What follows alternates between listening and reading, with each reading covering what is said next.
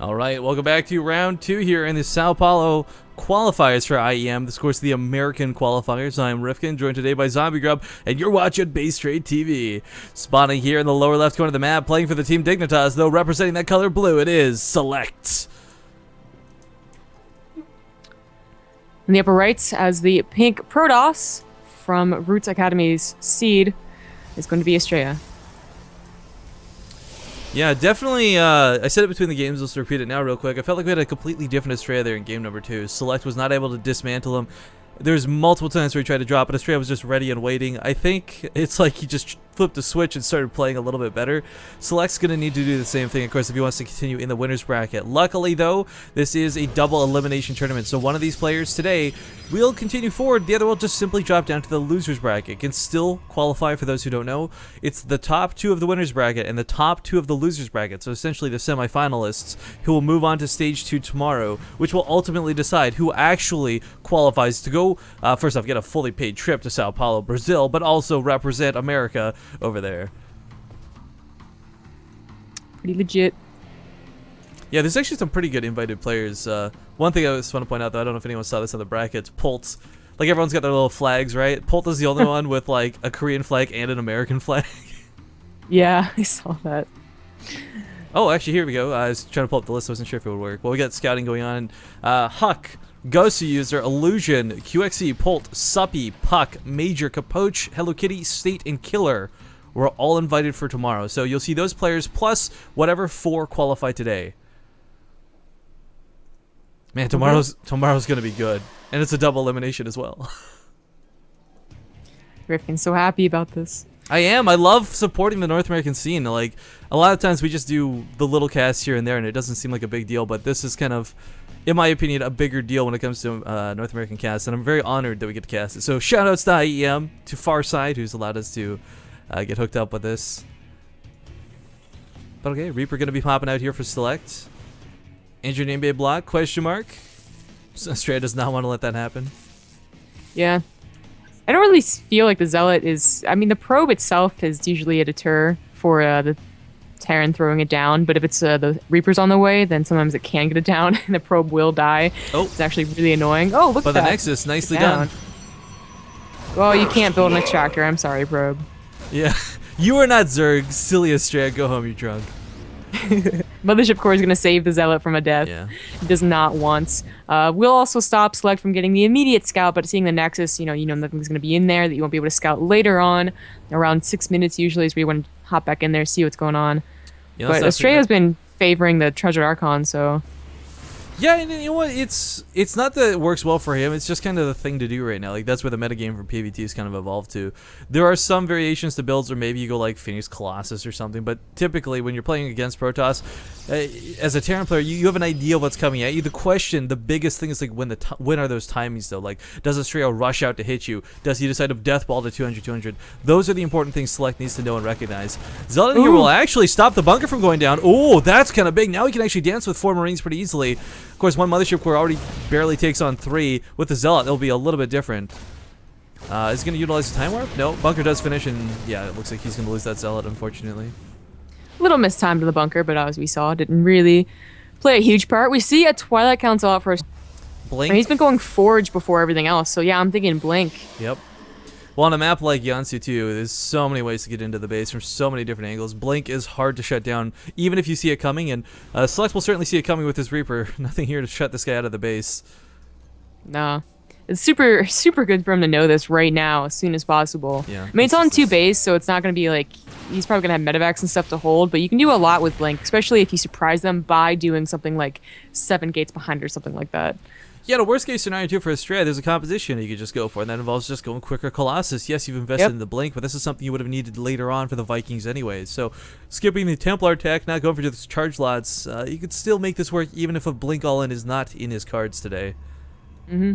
Only 2 more gateways going on behind this, so you can fake kind of being aggressive and just only have so many Blink Stalkers, because you can always get away, right? Like, the problem with Stalkers usually is that they don't run away from stimmed MM. Yeah. But with Blink, of course, they can, so... They try to.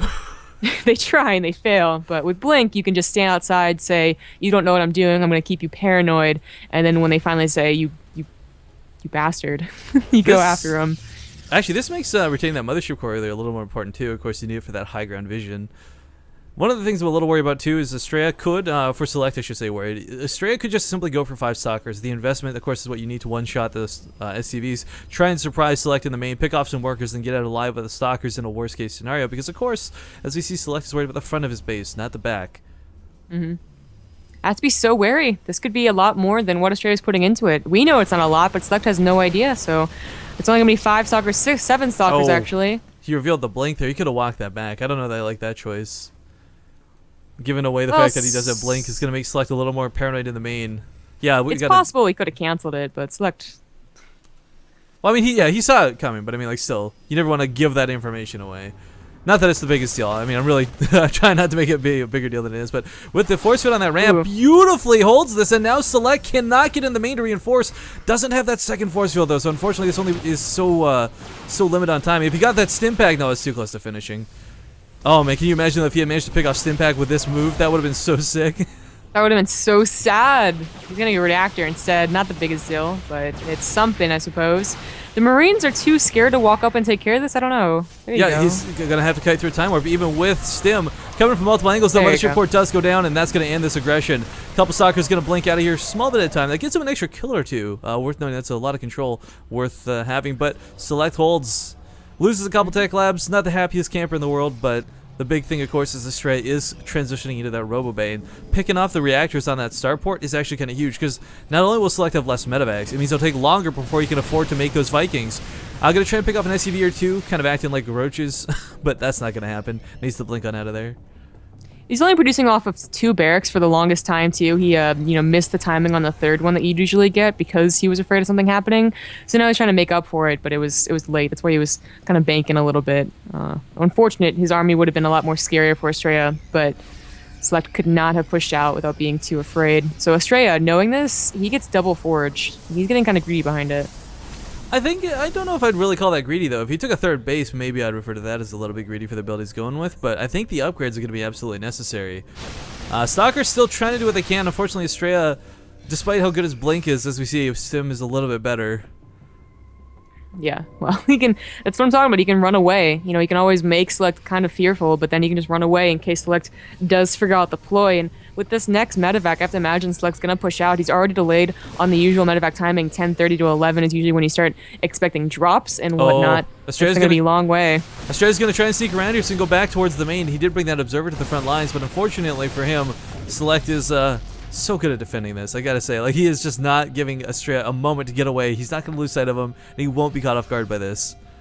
He's holed up at his base way too much, I feel. Like, you're supposed to be on the other side of the map at this time, so once again, SelecT is missing out on a very important mid-game, and Astrea, by the time SelecT finally says, I'm going to follow you, is going to be able to have, what, 2 Colossus? Yeah, exactly. Nice snipe on that observer, though, worth noting. This one small contingency of units that's stemming a little bit forward, perhaps overextending itself. Astrea decides not to capitalize on it, however. Zealots do not have charge, worth noting, too. It's going to make them actually really difficult to connect. So these are just simply going to be like mineral investment meat shields, basically. Needs to keep these stalkers alive too. Like, these are not throwaway units. Him poking like that, I'm getting a little bit worried about. Whether it's blinking for Vikings or blinking for the medevacs. Whoa, Astrea! Oh, Astrea with the Colossus. Oh, no. What is he doing? Force fields do go down actually, so that ends up working out for him. Still gets incredibly low, and that's the danger of not having extended thermal lance. He is getting it, though. He hasn't forgotten. Yeah, this time he's actually got it in the bag. Charge lots would be nice to have, as we see, but of course they can't quite catch anything. Focusing on the medevacs, I would love to see these stalkers do, but Astrea just going to back up, realizing he himself is overextending just a little bit. Meanwhile, drop at the 3rd. Oh, no, sorry. Factory. Mini-map, you got me this time. That would have been like 4 medevacs all tied together. I thought it was just like a massive drop or something that we had missed.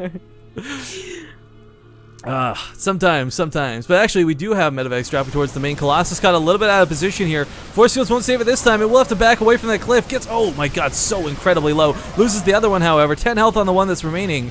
Nice drop there out of SelecT. Picking off a Colossus like this, always worthwhile. Unfortunately for him, we do have that push actually to the 3rd for realsies this time. Yeah, 3rd is canceled. Does save the money at the very least. You always have to expect this, so Astrea's not at a very comfortable supply count where he can effectively, divide his units, so you do have to expect, if they're playing the game right, the cancel on the 3rd. This factory truly acting like an overlord. but instead of dropping creep, just simply blocking the build location of the Nexus. IEM. Wait, does he have a second starport already? He has an armory, so that doesn't worry about that, but he does not have a second starport. Small zealot warp in here towards the third of SelecT. Didn't get really a lot done. Again, this is kind of that scenario where you didn't pump out those upgrades early. You are able to be taken care of pretty quickly. And SelecT is actually on par with upgrades with Astrea. Typically, it's the Protoss player who gets to 3-3 so quick, while the Terran player is still stuck on 1-1. Yeah. But Astrea is already going up to High Templars. The scan does go down. Didn't see it yet. Saw the Templar archives. But more importantly than that, he saw the double forges being chronoed too. Not just 2 forges researching, but he saw the chrono boost as well. He will eventually get ahead on C2, but SelecT's actually pretty good in that department. A lot of times, they get double forward, you see them skyrocket ahead, but that's not been exactly where Astrea's whole mind or game plan has been on those upgrades. But he's going to have a very fearsome army in about a minute here. And SelecT, he did decent drops. You know, he still got a Colossus and such, but it's still, you never as a Terran player want to let a Protoss player get into the late game like this, not feeling really scared and having a hard time doing it. Yeah, SelecT is, it's not for a lack of trying, he just hasn't been able to get a lot done. Now he's been setting out those medevac drops. We'll pick off a pylon here on the right side of the map, but there's a lot of Blink Stalkers waiting behind the bushes. Oh, it's not going to work if they're out of the medevacs, though. No, but he just needs to pick off the medevacs and blink away, because then no drop towards the main, right? He wasn't really focusing. SelecT that was, so his stim was a little late. Yeah. It does have a pretty decent composition, though. He's even going for the weapon upgrades here for the Vikings, so they do a little bit more damage. I don't know about you, I gotta say, I prefer seeing the armor upgrades on vehicles over the weapon damage. I know it adds a little bit to what you're trying to do to the Colossus, but sometimes soaking the extra hit from those Stalkers or even the medevacs lasting a little bit longer seems like it ends up paying off better in the end. Not that either is bad. No, but a lot of people have been choosing the defense rather than that offensive upgrade. Yeah, nice pick off. Good control of the Stalkers here, constantly blinking around. Looks like we do have 3 Zealots that have walked a long way around the map and are rallied over towards the natural. Yeah. I guess so. That was a long hike for them. SelecT also coming home with his forces will just happen to catch this. Unfortunately, he did change his route to the third instead of the natural, so he's going to run through a lot of Marauders.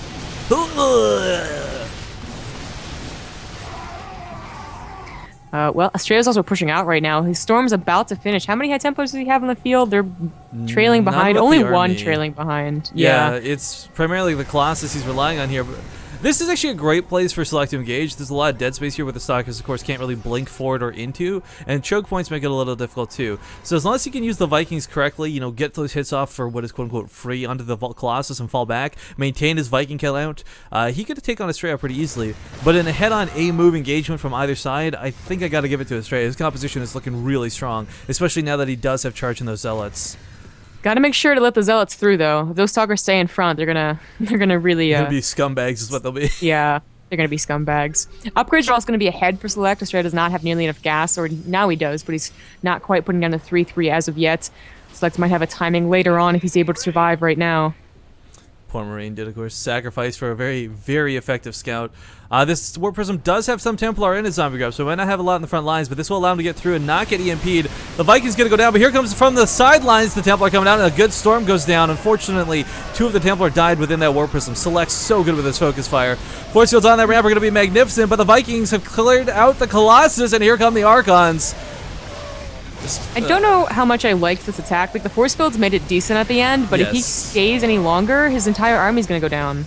Yeah, and that's what's really unfortunate. The storms, if he had gotten all 3 storms out of that medevac, that could have also been another story entirely. But as we see here, yeah, the Colossus, or no Colossus support means the Immortals will fall. Not a lot of area of effect left. No storms holstered for this. This is really not looking good for Astrea. No need to lose all his SCVs, but I guess it does secure. He'll get some kills on the way out, though, for sure. That Immortal is just hitting those... hitting the Marauders so hard. Was that 50, 60 a shot? Yeah.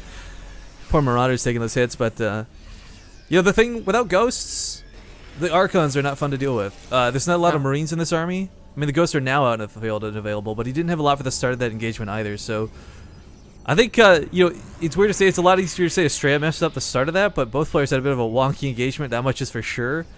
Yeah, both are kind of even right now. Astrea still doesn't have any storms, but very soon he will, and unless they get EMP'd, they're going to play a huge part in this next battle. Additionally, SelecT's 3-3 is so close to finishing, but so close on the production tab means 40 seconds, which is not time he's going to have, I believe. I'm just surprised that SelecT's production isn't, I guess, as high as I thought it would be. He's still having trouble keeping up with Astrea's own production. Yeah. Medevac's also completely out of energy, which really sucks, so Two new ones coming in, but this is a lot of bio that's not going to get healed up through these storms. Beautiful Storm does go down, and a feedback on top of that Ghost as well. SelecT eating more of that storm than I think he intended, perhaps unaware of just how low his medevac energy is. Be careful about the High Templars on the high ground. He still has Ghosts, so he can snipe them, but does not think about it, just runs away. I like 3-3 has finished. Now that the Colossus has been recognized, I like that he had the Vikings on the ground. They are armored units, so they soak the hits from the Archons a little bit better than the Bio does, but another storm coming in, gets the MP, gets the snipe, great control there out of SelecT. It's like watching VTech Pro Paintball. SelecT just wishes Astrea would get off of his back, man. Right? Like, give him some Astrea's breathing not room. leaving. Well, Astrea, well, you know what? Well, this has happened, though. SelecT has established that 4th base right up to the north. So, Astrea's on 4 bases, SelecT on 4 bases. Beautiful feedback goes down on that Ghost, but still a storm does so much damage, and it's a bit of a tug-of-war here, and I feel like the midpoint is those bushes. Neither player can really get past it. A couple zealots did run past the army, though, get to the SCVs mining. Not a lot of workers killed, but enough workers killed for sure. Up to 33 so far this game, but a lot of those were taken care of earlier on. Coming here to the 3rd base, or the 4th base rather, this zealot squad now is going to do a lot of damage for sure. And SelecT may have snuck out this base, but it's not going to get much done. Yeah, I really like what Astrea is doing. He was very hesitant to push in, but then he says, well, what if I don't have to push in? I'll just harass and pull him apart, and this is doing a lot more damage. Basically the equivalent of a Terran player doing drops while you're forced choking at the natural or something, but one thing too worth noting, SelecT has actually not been able to get up that critical Viking, or sorry, the Ghost count. He's been maintaining them for sure, but Storms and Zealots on top of the 3rd. The army is being used as a simple distraction. The Ghosts really need to start sniping those High Templars. They're so scary every time they get out. The command center, it went down.